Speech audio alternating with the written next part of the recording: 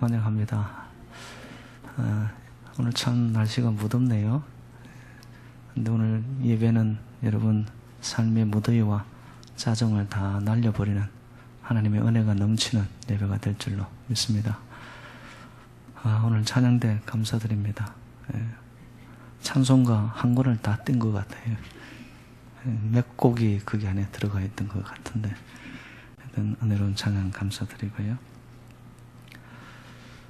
오늘 저의 설교는 어떻게 보면 이 기독교 핵심의 교리를 제가 좀 말씀을 나누려고 합니다.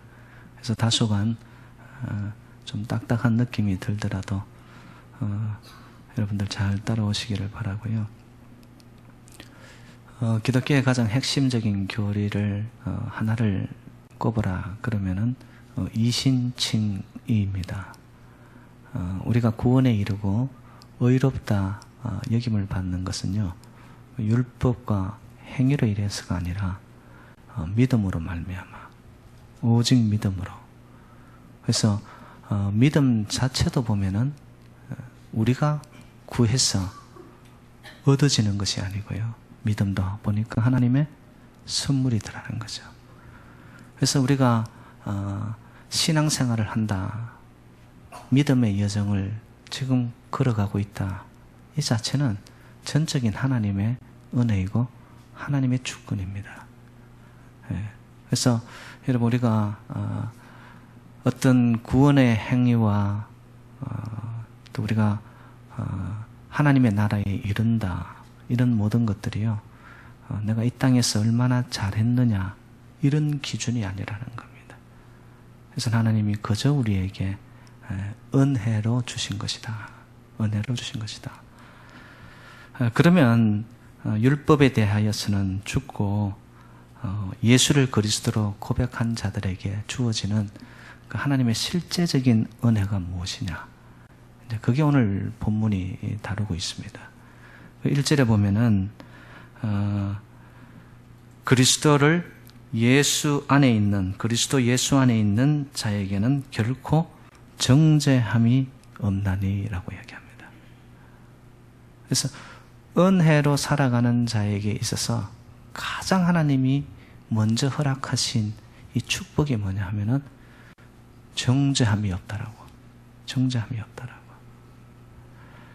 제가 원문에 찾아봤더니만 결코 정죄함이 없다, 이 말은 우데 카타 크리마라고 해서 직역을 하면은 무죄 선언을 하는 겁니다. 여러분, 우리 법정에 가면은 땅땅땅 이렇게 선포를 하는 판사가 있지 않습니까? 판사가 너는 무죄이다 라는 그 한마디에 이 피고는 자유로워지는 겁니다. 모든 것이 새로운 인생의 기회가 주어지는 겁니다. 바로 우데 카타 크리마라는 뜻이 그 무죄를 선언받았다라는 것이죠.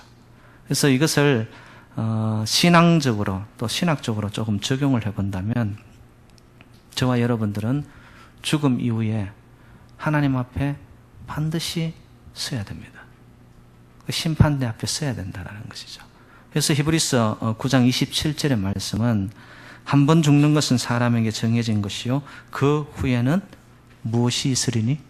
심판이 있으리니.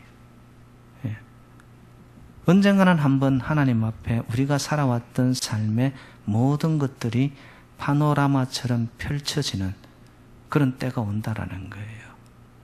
그때 여러분 한번 생각해 보세요. 내가 살아왔던 모든 제목들이 일일이 다 들춰내기 시작합니다. 그것이 지나갈 때 참 노출되는 것을 바라보며 저희들은 어쩔 수 없이 막막하고, 야, 내가 왜 그랬을까? 그러지 않아도 되었을 텐데 왜 그런 길을 내가 선택을 했을까? 그러면서 자기 자신이 움츠러들 거예요. 그때에 심판장 되시는 하나님 앞에 우리를 위하여 변호사가 나타납니다. 그 변호사가 누구냐 하면은 보혜사 성령님이세요. 그래서 보혜사의 뜻은 카운셀러, 변호인이라는 뜻입니다. 성령님이 이 죄 많은 저와 여러분들을 위해서 하나님 앞에 어떻게 알려주느냐 하면은, 맞습니다. 하나님, 율법으로 볼 때는 이 사람은 죄가 너무너무 많습니다. 그런데 예수님이 바로 이 사람을 위해서 죽으셨고, 그러니 이 아무개는 예수님 안에서 무죄입니다 라고 대변을 해주는 거예요. 그때 하나님이 성령의 변화하는 그 말을 듣고는 우편에 앉아있는 예수님을 물끄러미 쳐다봅니다. 그때 예수님이 하나님과 눈이 마주치면서 또 예수님이 중보자 역할을 해주시는 거죠. 아버지여, 맞아요. 이 사람은 내 안에 거하였고 또 내가 저를 위하여서 죽었습니다. 그러므로 나의 의로 그를 덮어주시고요, 십자가의 보혈의 피로 그의 모든 죄들이 맑게 씻어졌습니다. 예수님의 그 중보의 대변의 말을 듣고는 하나님이 땅땅땅 선포를 하십니다. 아무개야, 너는 예수 안에서 무죄이다. 무죄이다. 그러니까 여러분, 기독교인이라고 해서 죄가 없는 자가 아닙니다. 죄가 많지만은 무죄 선고를 받고 용서함을 받은 자라는 거예요. 그래서 성 어거스틴이 이런 말을 남기더라고요.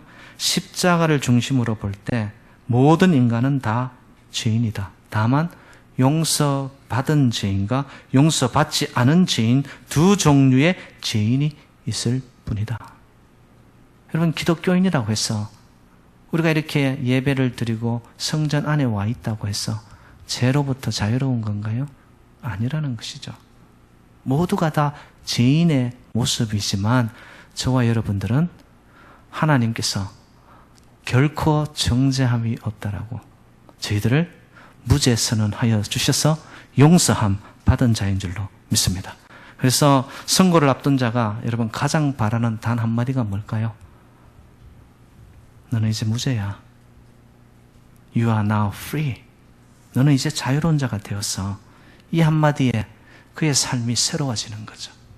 그리고는 제2의 삶을 살아갈 수가 있는 겁니다. 이 묶인 삶이 아니라 이제는 풀린 자의 삶으로, 해방자의 삶을 살아갈 수 있다는 것이죠. 그래서 기독교가 다른 종교와 가장 큰 차이가 있다면 바로 기독교는 용서가 있다는 겁니다. 기독교 안에는, 말씀 안에는 용서를 통하여 우리를 다시 일으켜 세워주시는 거예요. 모든 종교와 기독교를 갈라놓는 한 구절을 찾으라고 한다면 저는 오늘 본문 로마서 8장 1절을 찾을 거예요. 그리스도 예수 안에 있는 자에게는 결코 정죄함이 없나니. 하나님이 그렇게 선포해 주셨습니다. 우리를 이미 용서해 주셨다라는 것이죠. 그러니까 일주일 동안 세상 속에서 살다가 저와 여러분들이 득지득지 제2의 모습으로 나타나지만은 오늘 예배 속에서 저와 여러분들이 반드시 듣고 가야 할 말씀이 결코 정죄함이 없다. 너는 무죄이다.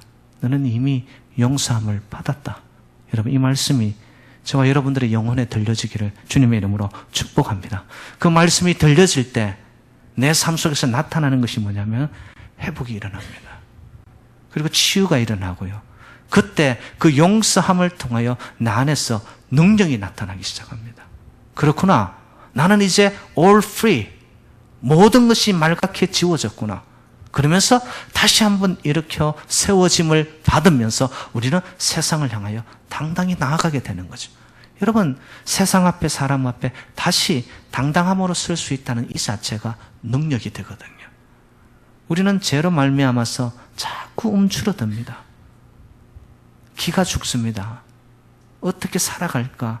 이 눈치 저 눈치 보기에 바쁩니다. 그런데 하나님은 말씀을 통하여 예수 그리스도 안에 있는 자는 모두 다 결코 정죄함이 없다라고, 용서함을 이미 받았다라고 주님은 말씀하시는 것이죠.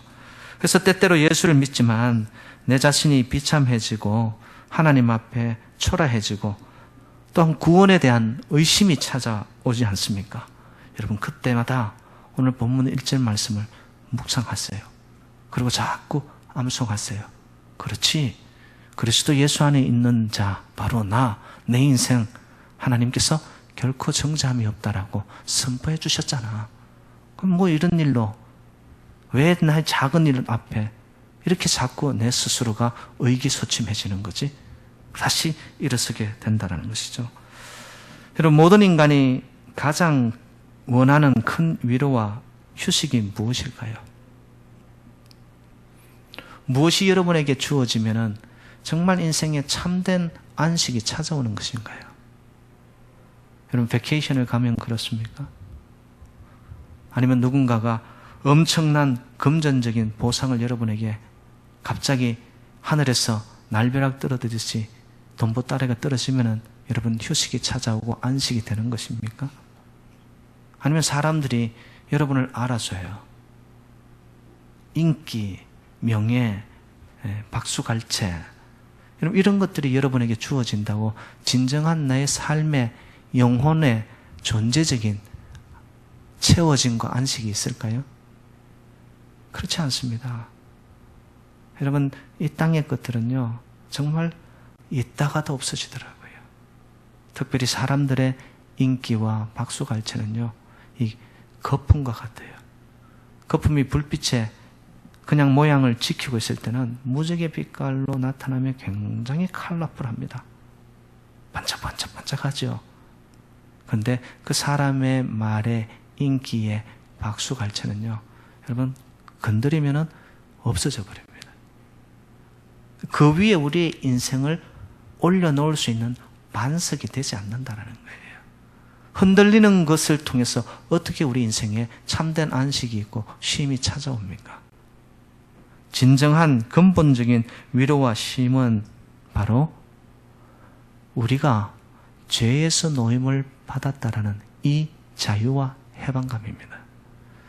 알렉산드리아 필로라는 신학자이며 철학자가 이런 말을 남깁니다. 인정을 하든 안 하든 모든 사람들은 쉼을 찾고 있다. 왜냐하면 인생이라는 거대한 상대와 싸우고 있기 때문이다. 그 싸움의 핵심은 어떻게 의를 얻느냐 하는 것이다. 의가 뭐죠?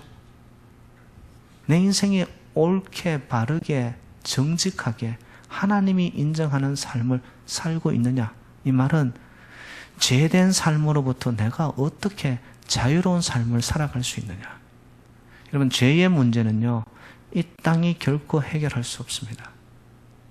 죄의 문제는 하나님만이 해결할 수 있는 줄로 믿습니다. 예수 그리스도의 보혈만이 이 죄의 문제를 해결할 수 있는 거예요. 그래서 하나님께서 인생의 싸움이 힘들고 어렵지만 그 중에 가장 힘든 것이 죄의 문제이기 때문에 땅의 방법으로 해결하지 아니하고 하늘의 방법을 하나님이 동원하시는 것이죠. 그래서 여러분, 영혼의 짐이 벗겨지는 순간이 언제냐 하면은 여러분, 우리가 죄에서 자유함을 받을 때 영혼의 짐이 벗겨지게 되는 줄로 믿습니다. 죄에서 자유함, 그 바로 방법은 예수 그리스도의 십자가의 보혈이라는 것. 그래서 수많은 종교의 가르침과 고행과 수도, 어떤 종교적인 어떤 행위적 몸부림, 그 목적은 뭐냐? 어떻게 하면 내가 의를 얻을 수 있느냐라는 거예요. 어떻게 하면 내가 이 죄의 굴레 속에서 벗어날 수 있느냐라는 겁니다. 그런데 여러분, 인간의 방법, 인간의 노력, 인간의 어떤 도덕적, 윤리적 행위, 율법을 가지고는요, 이 죄의 문제를 결코 해결할 수가 없습니다. 죽음 이후 심판대 앞에 섰을 때 여러분, 우리가 무슨 판결을 받느냐, 이거에 대한 두려움이 저와 여러분들에게 있거든요. 그런데 이것을 하나님이 미리 우리에게 해피엔딩을 보여주신 겁니다. 너는 정죄함이 없어. 너는 무죄야. 너는 이제 자유로운 해방자가 되어서. 바로 그 말씀이 여러분 복음입니다. 복음. 모든 내 인생을 묶고 있는 이 땅의 어두운 세력으로부터 내가 노임을 받아버린 거예요. 그 자유로워진 거죠. 그러면 자유인답게 여러분, 우리는 소속이 하늘에 둔 자답게 이 세상을 다스리면서 살아야 된다는 것이죠. 이 위대한 선언을 여러분 들을 수 있는 자가 어떤 자가 듣느냐면 바로 예수 그리스도 안에 있는 자만이 가능하다는 거예요. 그럼 예수 그리스도 안에 있는 자는 누구입니까? 여러분, 사람들의 큰 착각 중에 하나가 뭐냐 하면은 나는 죄가 없다라고 생각을 하고요. 그리고 그 죄의 문제를 내가 어떻게 해결할 수 있다라고 생각하는 겁니다. 결코 그렇지 않습니다. 될 수도 없고 있을 수도 없습니다. 그러면 예수 그리스도 안에만 그 길이 있는데, 예수 그리스도 안에 있다라는 것이 뭐냐? 바로 자기 스스로가 자기 의에 대한 가능성을 포기하는 겁니다. 내가 이러한 일을 많이 행위적으로 업적을 남기고 교회 안에서 내가 이러한 것을 많이 열심히 하면은 내 스스로가 구원에 이르겠지. 그것이 아니라는 거예요.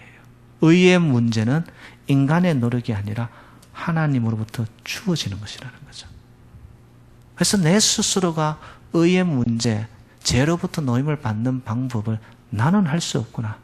자기 스스로에 대한 가능성을 자기 스스로가 포기하여질 때, 자기의 절망을 바라볼 때, 그때 하나님은 가난하고 애통한 심령으로 나타나는 자에게 하나님의 은혜를 베푸시사 그 연약한 하나님의 비어진 심령, 그것을 바라보면서 하나님은 은혜를 베푸시는 거죠. 그래서 여러분, 십자가 보혈 이외에는 우리의 죄의 문제를 해결받을 길이 없다라는 것. 바로 보혈의 피가 우리에게 덮여지는 그 순간부터 예수 안에 거하게 되어지고요. 예수 안에 거하는 자는 보혈의 능력으로 삶의 현장 속에서 예수 그리스도의 이름을 선포하면서 승리의 행진이 이어지는 겁니다. 왜? 노임받았다는 거죠. 노임받았다는 거죠. 그러면 이 무죄 판결의 과정은 어떻게 되어지느냐? 우리가 예수 보혈의 피를 믿을 때 어떤 역사가 나타나느냐? 바로 생명의 성령의 법이요, 죄와 사망의 법을 이겨버립니다. 여러분, 이 땅에는 생명의 성령의 법이 있는가 하면 죄와 사망의 법이 항상 이 두 가지가 싸움입니다. 내 안에서 세상 안에서도 똑같습니다. 그런데 어느 곳에 붙들리느냐, 어떤 법의 지배를 받느냐에 따라 가지고 삶의 열매들이 달라져 버립니다. 죄는 사망이에요. 그런데 생명, 조에, 이거는 하나님 안에만 있는 거거든요. 본질적 생명입니다. 하나님 안에서만 창조되는 겁니다. 그것이 조회가 나 안에 있을 때 그 생명의 성령의 법이 나를 이끌어갈 때 우리는 이 땅을 승리하여 가고요. 결국 어둠의 세력, 죽음의 세력을 다스리면서 이기면서 나아가게 되더라는 것이죠. 그래서 죄와 사망의 법은 한마디로 표현하면 율법입니다. 행위나 업적이나 드러나는 무언가로 내가 구원에 이를 수 있겠다라고 생각하는 그 율법입니다. 아니라는 것이죠. 그러면 이 율법의 법 위에 있는 하나님의 법이 뭐냐? 은혜의 법입니다. 은혜가 주어질 때 저와 여러분들이 누릴 수 있는 것이 뭐냐? 생명이고, 성령이 나를 다스려갈 때 나에게 오는 것이 뭐냐? 자유이고 안식이 찾아오기 시작하고 평안이 깃들게 되어집니다. 열매들이 달라지죠. 그래서 생명의 법을 따르고 생명의 성령의 법이 나를 다스리는 자는요, 소속이 바뀌어지게 됩니다. 이 땅이 아니라 하늘에 속한 자가 되어버리는 것이죠.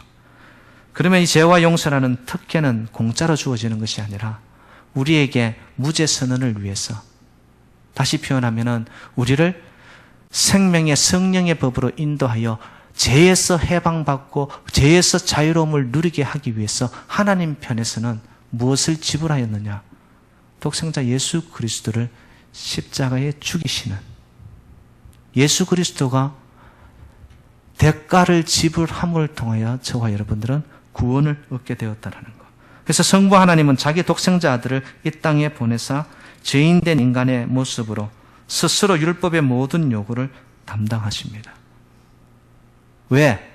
우리로는, 인간으로는 율법의 요구에 응하여서 그것을 이룰 수 있는 자가 아무도 없습니다. 여러분, 율법의 잣대를 갖다 대어서 여러분 이 모든 것을 지켜나갈 능력이 우리에게는 없어요. 그래서 하나님이 특단으로 사용하신 방법이 예수 그리스도 십자가, 거기에 십자가의 죽으심은 율법의 요구를 완성해버리는 장소가 되어버렸습니다. 그래서 십자가 예수님께서 흘리신 보혈, 십자가의 능력, 거기에 율법을 넘어서는 하나님의 의와 나라가 임하는 방법, 길이 생긴 거죠. 그래서 십자가 안에 생명이 있고 십자가 안에 승리가 있고 십자가 안에 구원이 있는 겁니다. 이게 하나님이 이루시는 방법이죠. 그런데 이 십자가 사건을 나와 무관한 사건으로, 하나의 역사적인 사건으로, 나와는 그냥 오래된 이야기로 무관하게 두지 아니하고요. 십자가 사건을 내 사건으로 다가오게끔 도와주시는 분이 누구냐면 성령님이세요. 성령님께서 그 십자가 사건을 내 사건으로 받아들이게 하고요. 예수 믿는 자에게 그 십자가의 능력이 오게 되면 힘을 주고요. 잘못된 길을 가는 자에게는 그들의 걸음을 돌이키시기 위해서 성령님이 탄식합니다. 기도합니다. 그리고는 우리의 걸음을 의의 길로, 구원의 길로 되돌려 놓는 거죠. 그래서 십자가 사건은 바로 저와 여러분들의 실제적인 사건이 될 때 여러분 십자가 안에 길이 있고 승리가 있고 능력이 있게 되는 줄로 믿습니다. 그러면 많은 사람들은 이 구원이라는 것을 어떻게 생각하냐 하면은 어느 개인의 몸부림으로 인해서 이룰 수 있다라고 생각을 합니다. 결코 그렇지 않습니다. 이 구원의 계획은 하나님의 너무나 위대하고 거창한 섭리이고 하나님의 계획이었고요. 하나님의 미니스트리, 사역이었습니다. 이거는 인간이 손댈 수 없는 범주라는 거예요. 그런데 많은 사람들이 믿으면서도 믿음이 무능해지는 이유가 뭐냐? 구원의 차원을 하나님 편에 하나님의 영역이라 생각을 안 하고요. 자꾸 감정의 차원으로 받아들입니다. 의에 이르는 방법은 내가 어떻게 열심히 하고 또 착하게 살고 착하면 내 마음이 괜찮아져요. 좋은 일을 하고 나면 내 기분이 괜찮아요. 근데 뭐라도 실수하고 나쁜 일을 하고 나면 아닌 것 같거든요. 그러면서 예수 믿으면서도 보면은 이 감정적인 것으로 구원을 이해하고 그것을 받아들이니까요. 하루에도 천국과 지옥을 들락날락합니다. 기분이 좋았다가 기분이 그냥 다운되어져서 자기 스스로가 주체를 못하는 거예요. 그러면서 감정의 기복 속에서 찾아오는 인간의 모습들이 뭐냐면 불안해지는 겁니다. 그리고 염려하게 되어지고요. 더 나아가서 두려워하게 되어지고 더 큰 것은 뭐냐? 하나님의 이 사랑의 확신, 용서의 확신에 대한 것이 의심이 들어와 버립니다. 분명히 결코 정죄함이 없다라고 너는 무죄 선언이라고 하나님은 선포해 주셨는데도 불구하고 이 구원의 의에 이르는 길을 자기의 어떤 감정적인 기분 차원에서 받아들이니까 어떤 때는 구원에 그냥 이르러가지고 또 어떤 때는 살아가는 삶이 너무너무 살마다 안 나. 이게 아니라는 것이죠, 여러분. 저와 여러분들은 결코 정죄함이 없는 무죄 선언을 받은 하나님의 자녀인 줄로 믿습니다. 하나님의 용서를 믿으시기를 바랍니다. 이미 하나님은 선포해 주셨어요.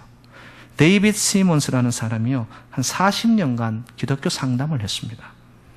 근데 그가 결론적으로 40년이라는 이 상담을 한 근거로서 딱 두 가지를 이야기를 합니다. 기독교인은 용서를 믿지 않는 것과 용서하지 않는 자들이다. 이렇게 말합니다. 여러분, 하나님의 용서하심을 믿으시나요? 그 용서하심을 받은 자로서 이제 여러분 삶의 현장 속에서 용서를 전하는 통로로 사용하고 계십니까? 쓰임받고 계십니까?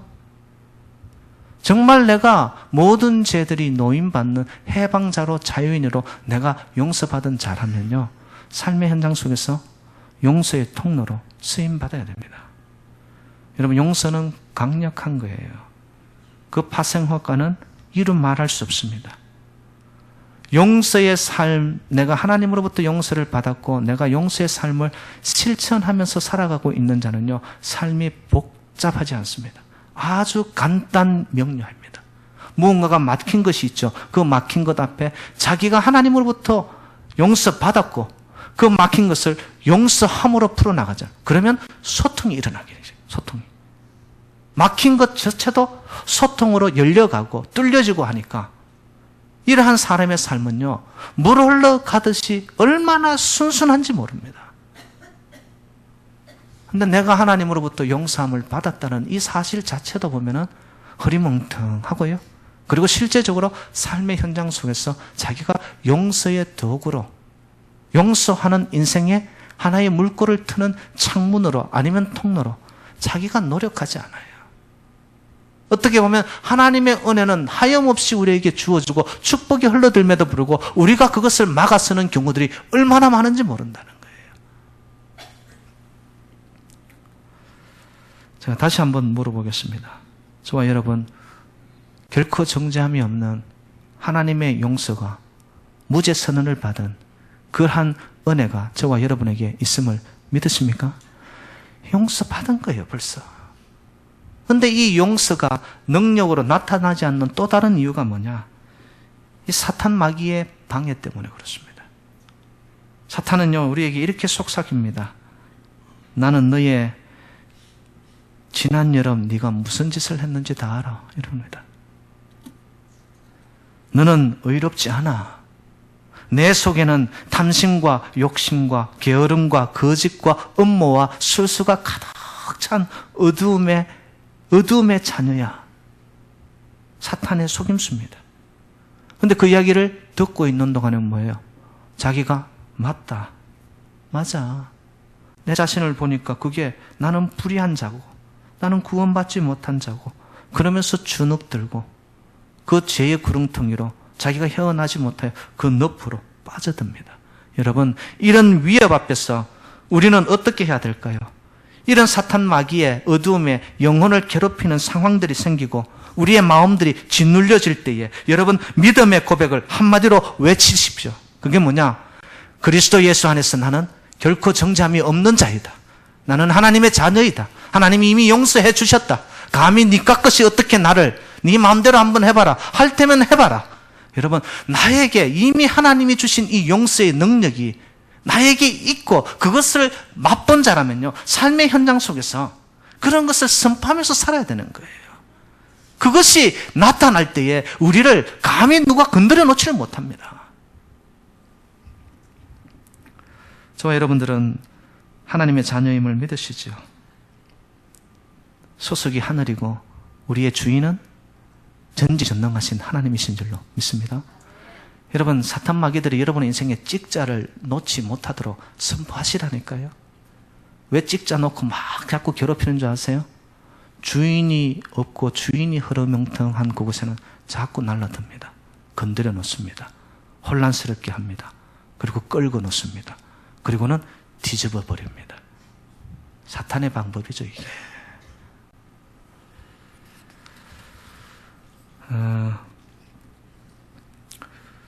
저는 이런 생각을 하게 되었어요. 제 인생을 틀어놓더라도 얼마나 죄들의 목록이 많겠습니까? 대자보에 죄의 목록이 다 붙여져 놓더라도 나는 부끄럽지 않겠다. 왠 줄 아십니까? 하나님이 이미 다 아시고 나를 용서해 주셨다라는 그것에 대한 믿음이 있기 때문에. 여러분, 여기서 성도의 자유가 생깁니다. 십자가의 용서가 있다는 그것을 믿고 가는 자에게 십자가 성도들의 용기와 자유와 믿음이 생기는 것이잖아요. 믿음이 뭐냐 하면은 마귀와 싸워 이기고 모든 의심을 극복하여 이길 수 있는 것, 이게 믿음 아닙니까?